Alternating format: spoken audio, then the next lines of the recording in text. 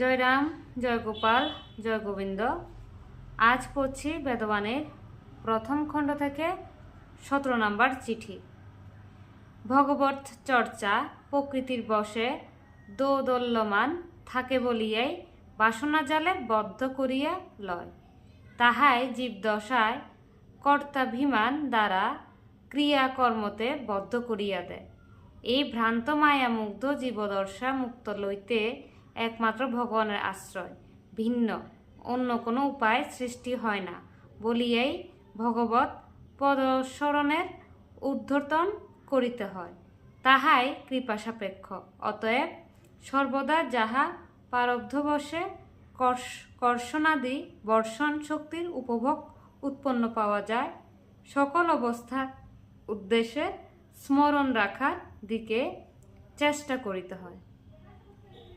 18 নম্বর চিঠি। সংসার শব্দটি অভাবের স্মারক, যাহাতে মনের সুখ দুঃখ উদয় হয়, তাহাই সংসার। আজ এটুকুই। সবাই ভালো থাকবেন। জয় রাম, জয় গোপাল, জয় গোবিন্দ।